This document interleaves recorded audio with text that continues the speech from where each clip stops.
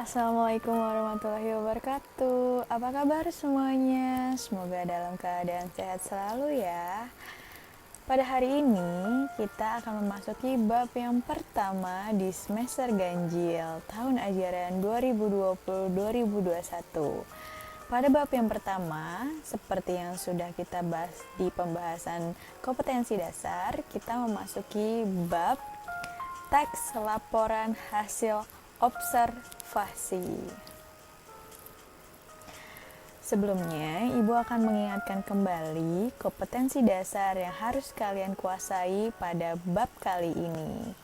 Seperti biasa, di kompetensi dasar pengetahuan dan kompetensi dasar keterampilan memiliki dua pasang. Yang pertama, KD 3.1 dengan pasangannya keterampilannya adalah 4.1. Pada KD 3.1 dan 4.1 yaitu mengidentifikasi laporan hasil observasi yang dipresentasikan dengan lisan maupun tulisan. Nah, nanti akan dijelaskan pada pembahasan berikutnya lebih detail mengenai laporan hasil observasi. Lalu keterampilannya, kalian diminta untuk bisa menginterpretasi isi teks, menginterpretasi pendapat kalian melalui isi teks laporan hasil observasi berdasarkan lisan maupun tulis. Selanjutnya, pada kompetensi dasar pengetahuan 3.2 dengan pasangannya kompetensi dasar keterampilan 4.2, yaitu kalian dapat menganalisis isi dan aspek kebahasaan dari minimal 2 teks laporan hasil observasi. Lalu keterampilannya kalian diminta nih harus bisa mengkonstruksi teks laporan hasil observasi memperhatikan isi aspek kebahasaan lisan maupun tulisan. Nah, yang tadi sudah Ibu paparkan itu adalah yang harus kalian capai pada bab laporan hasil observasi. Baiklah, Ibu akan bertanya kepada kalian semua, apa sih sebenarnya teks laporan hasil observasi? Tentunya di benak dan pikiran kalian pasti bertanya-tanya, apa sih sebenarnya teks laporan hasil observasi, atau seperti apa ya teks laporan hasil observasi, dan contohnya seperti apa ya teks laporan hasil observasi? Kita akan bahas semuanya di pembahasan kali ini. Pada bab laporan hasil observasi ini, kita memiliki 5 subbab, yaitu ada pengertian, lalu ada juga jenis, ciri-ciri, struktur, dan yang terakhir adalah kaidah. Kita akan masuk ke pembahasan yang pertama, pengertian. Apa ya sebenarnya teks laporan hasil observasi? Mungkin di benak kalian sudah tidak asing dengan kata observasi. Nah, teks laporan hasil observasi sendiri adalah berisi mengenai penjabaran yang sifatnya umum atau meluas, ya, yang melaporkan sesuatu berupa hasil dari pengamatan. Betul sekali, observasi adalah berupa pengamatan. Lalu, teks hasil observasi juga mendeskripsikan atau menggambarkan tentang bentuk, ciri, sifat umum atau general seperti benda, hewan, tumbuh-tumbuhan, manusia, peristiwa yang terjadi di alam semesta kita. Nah, kita bisa menggambarkan atau kita bisa mengamati benda-benda tadi yang bisa kita lihat tentunya melalui laporan hasil observasi. Itu adalah pengertiannya ya. Kita masuk ke subbab yang kedua. Ada apa sih tadi? Betul sekali, yaitu jenis. Jenisnya ada 2, yaitu teks laporan hasil observasi langsung dan teks laporan hasil observasi tidak langsung. Kita masuk ke penjabaran yang teks laporan hasil observasi langsung dulu. Apa sih maksudnya teks laporan hasil observasi langsung? Dengan kata langsung sendiri sudah mengartikan bahwa teks laporan observasi ini dilakukan secara langsung kepada objek dengan melihat, mengamati, lalu juga kalian menyaksikan, melakukan, merasakan, dan semuanya yang bisa kalian saksikan secara langsung terhadap objeknya. Ya, itu adalah laporan observasi secara langsung. Lalu bagaimana teks laporan hasil observasi yang tidak langsung? Kalimatnya sudah jelas ya, tidak langsung. Berarti teks laporan hasil observasi ini dilakukan tidak dengan melihat objek secara langsung. Kalian bisa melihat objek tersebut melalui media bantu seperti membaca, mendengarkan informasi, mendapatkan dari internet, dan lain-lain. Yang sifatnya kalian tidak perlu melihat atau mendatangi objek secara langsung. Itu adalah laporan hasil observasi tidak langsung. Apakah sampai penjelasan ini kalian sudah jelas? Baiklah, bila sudah jelas kita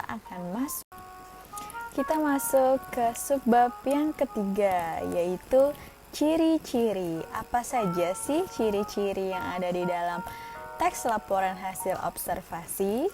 Yang pertama adalah fakta. Data yang kalian laporkan nantinya harus sesuai dengan fakta, ya. Bisa dipertanggungjawabkan nantinya dan disertai adanya bukti. Lalu, yang kedua adalah bersifat objektif. Kalian melaporkan mengenai objek tentunya harus objektif, tidak menambah, tidak mengurangi mengenai objek. Bila objek tersebut adanya seperti itu, ya laporkan saja apa adanya, jangan ditambah-tambahi atau dikurang-kurangi. Jadi harus objektif ya. Lalu yang ketiga adalah disajikan secara menarik. Kalian bisa menggunakan pilihan-pilihan kata yang menarik sehingga banyak orang yang mau membaca hasil laporan kalian. Lalu juga yang tidak kalah penting adalah penulisan sesuai dengan kaidah kebahasaan atau EYD. Tentunya kita sangat perlu memperhatikan penulisan yang baik dan benar, seperti tanda baca, huruf besar kecil, dan lain-lainnya dalam pembuatan laporannya, sehingga terlihat sistematis dan menarik.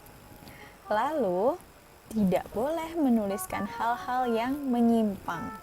Jadi, usahakan hindari pemilihan kata yang bisa membuat objek terlihat tidak objektif ataupun tidak baik dilihatnya, ya. Gunakanlah pilihan kata yang tepat. Itu adalah ciri-cirinya. Lalu berikutnya adalah struktur. Apa saja ya struktur pembangun dalam teks laporan hasil observasi? Nah, ada 3 nih. Yang pertama yaitu definisi umum. Dan yang kedua adalah deskripsi bagian. Lalu yang ketiga ada namanya deskripsi manfaat. Kita akan bahas satu persatu ya. Kita mulai dulu dari definisi umum. Apa sih definisi umum? Definisi sendiri adalah suatu yang akan kita bahas atau yang akan kita kelompokkan yang sifatnya umum, yaitu meluas. Ya, biasanya di definisi umum sendiri memiliki kata kunci, yaitu seperti adalah, merupakan, ialah. Nah, itu adalah salah satu contoh dalam definisi umum yang penjabarannya tentu saja yang disampaikan secara luas. Ya, itu adalah definisi umum. Lalu yang kedua adalah deskripsi bagian. Dengan katanya saja sudah jelas ya, deskripsi bagian. Berarti menggambarkan tentang sesuatu atau mengenai si objek secara rinci yang ingin kalian laporkan. Tentu saja sesuai dengan panca indera bila kalian melihat objek secara langsung. Apa saja yang perlu diperhatikan? Yaitu melalui panca indera. Apa yang kalian lihat dengan mata kalian, apa yang kalian dengar melalui telinga kalian, apa yang kalian hirup atau apa yang kalian rasakan ketika kalian cium melalui hidung, juga kalian raba melalui kulit, lalu juga perasa ketika kalian minum melalui lidah. Itu adalah deskripsi bagian. Jadi di sini kalian mendeskripsikan objek melalui apa yang kalian lihat melalui panca indera. Itu adalah deskripsi bagian. Lalu yang terakhir adalah deskripsi manfaat. Sudah jelas ya, berarti di bagian ini menggambarkan isi dari manfaat atau kegunaan dari suatu objek. Apa saja sih misalnya manfaat dari objek tersebut? Nah, kalian sampaikan di bagian ini, yaitu deskripsi manfaat. Demikianlah adalah penjabaran mengenai struktur. Yang terakhir, kita masuk kepada kaidah. Apa saja sih yang ada di dalam kaidah teks laporan hasil observasi? Yaitu ada kalimat definisi, lalu ada kalimat klasifikasi atau penjenis, lalu kalimat deskripsi, kalimat pasif, dan penulisan istilah Latin. Ya, kita bahas satu persatu ya. Kita masuk ke kalimat definisi. Kalimat definisi. Di kalimat definisi tentunya kalian mengungkapkan makna ataupun keterangan, juga ciri utama pada benda, proses, atau kegiatan. Nah, di sini biasanya menjelaskan tentang suatu objek yang mau kalian paparkan.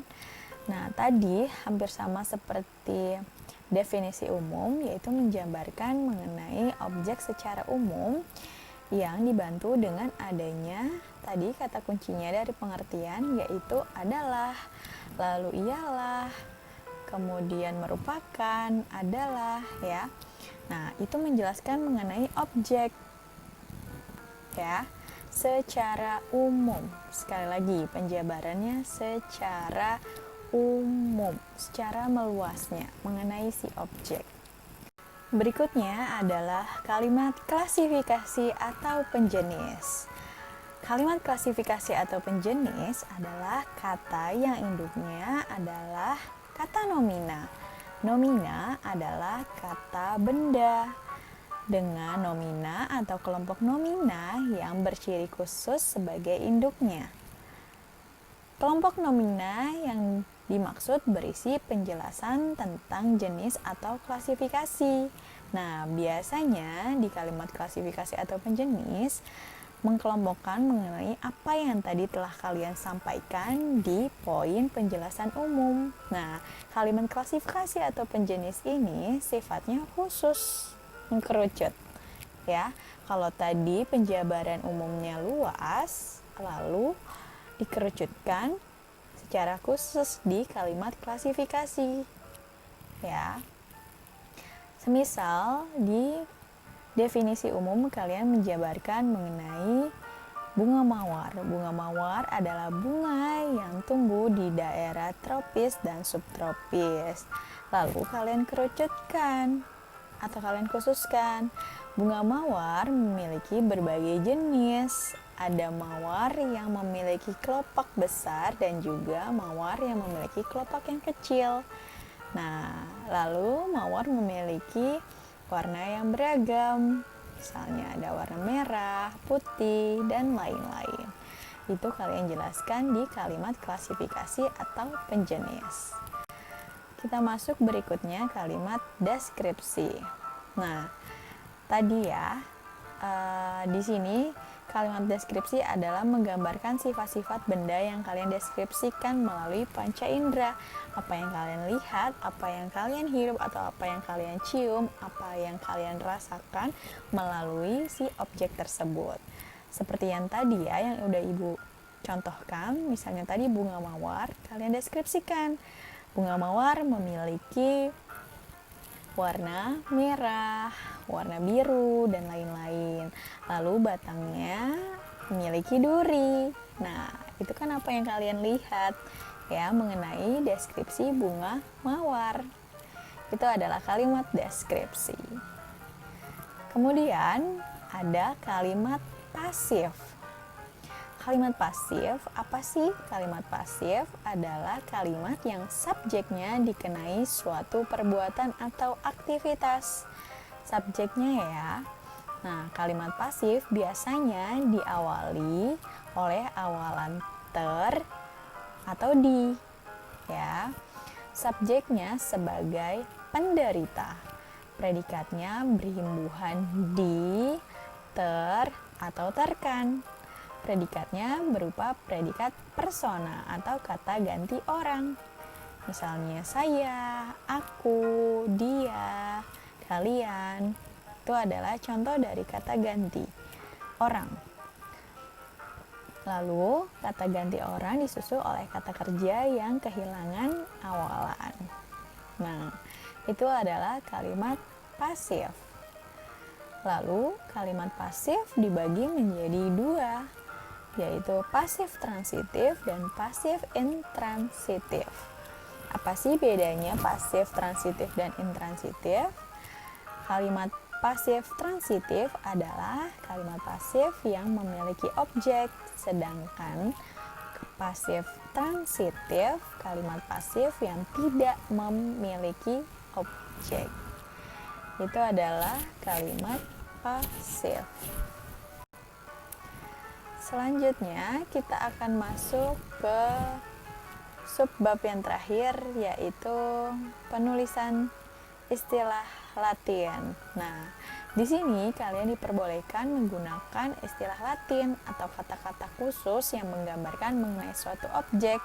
Seperti tadi yang udah Ibu beri contoh mengenai bunga mawar. Kalian boleh cari apa sih nama Latin bunga mawar untuk kalian tulis di definisi umum. Itu boleh ya. Itu tadi adalah penulisan istilah Latin.